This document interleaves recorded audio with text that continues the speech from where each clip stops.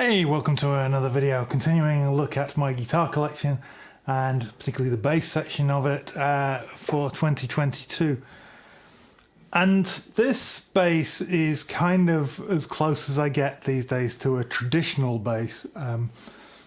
It is obviously styled after a Fender Precision, but it's a Mike Lull P5.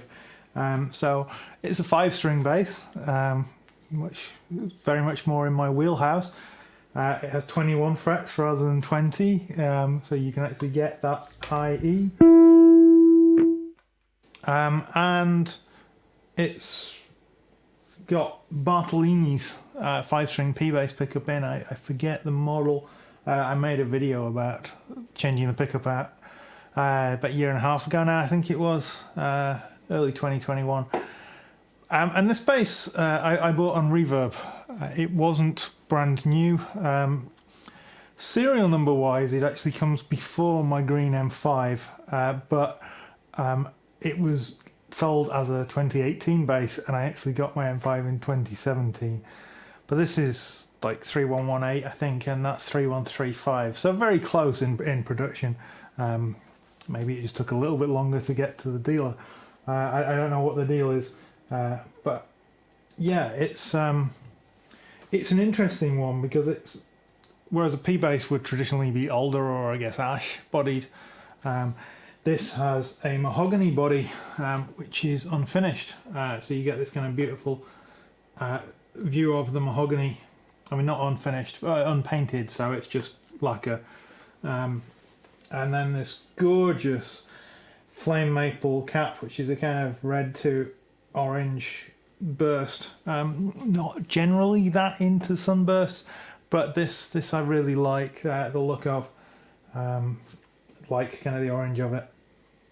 And then it has this parchment pearloid pickguard, volume, tone, Hipshot bridge, let's say 35-inch scale, Hipshot, what do they call them, the super light tuner, ultra light, sorry, the tuners. I've put a D tuner on, again whether that stays, time will tell.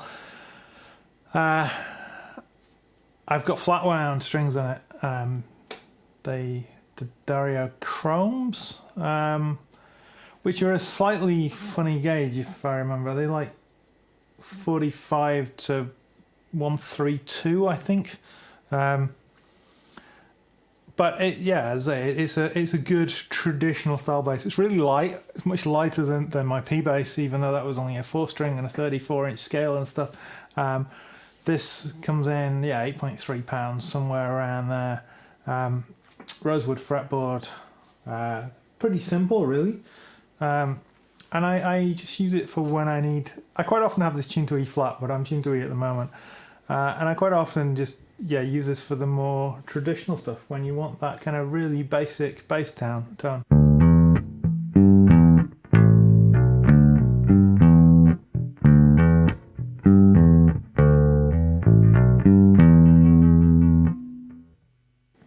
It does have a different feel with the flats, and a different tone. These are quite bright for flats. Obviously I can roll the tone back.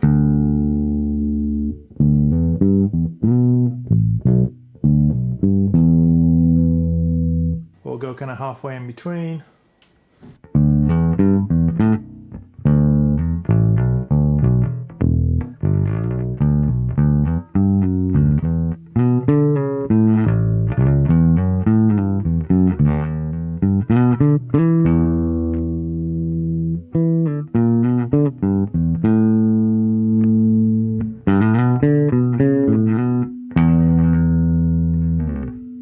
Starting to sound like I need a little bit of contact cleaner on that volume knob. So next time I change the strings, if I ever change the strings on it, I'll do that. I don't tend to use the volume knob a whole lot. It's just a simple bass. It replaced the need for me to still have my Fender Jazz bass and my Fender Precision bass. So while I currently have them as filming this, hopefully by the time you watch this they will be long gone. That's a summer project to sell them. It has the slightly wider nut I think it's 1 3/4 rather than 1 5/8, or is it? I don't know, numbers, inches. But it is the slightly wider nut width. It's the standard nut width for a Mike Lull 5-string, and yeah, it sits differently with it being not offset, with it being a P-bass shape.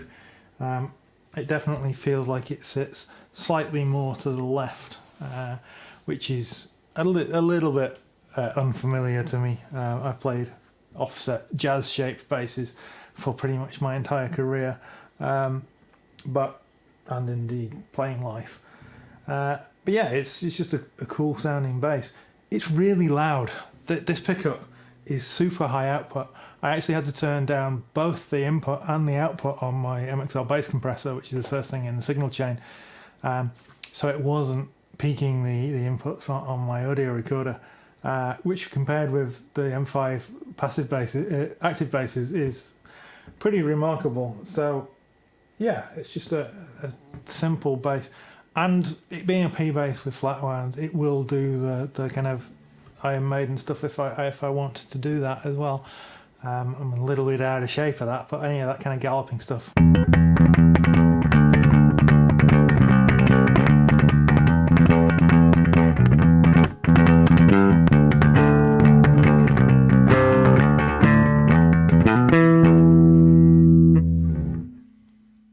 So it does that kind of, yeah, clicky sound. The action's perhaps a little bit high for that, for doing the Steve Harris thing.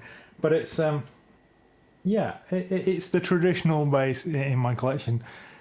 It would be the first one to go if I was to downsize my collection further.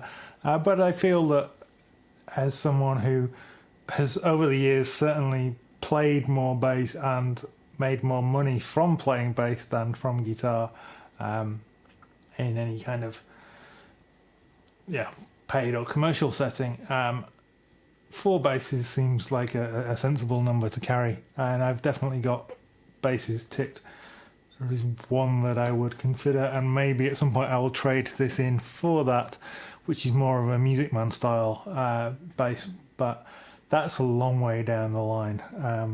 So yeah, I think I'll keep this one around for some time to come, because it just plays so well, and it's nice to occasionally have a simple bass.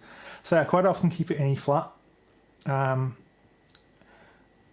was kind of working on my misaligned project, which the whole idea was to use more traditional stuff. So it was going to be this bass, my Telly and my Les Paul, all tuned to E flat, and drums that I'd already recorded, and with I think I used ribbon mics for Alves, so it was definitely a kind of lo-fi thing.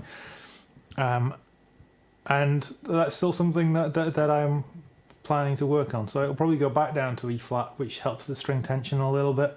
But it's just great sounding, great playing bass. I don't often play bass with a pick, but it seems appropriate for this.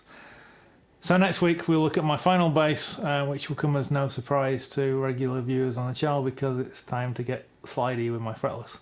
But until then, take care, and I'll see you soon.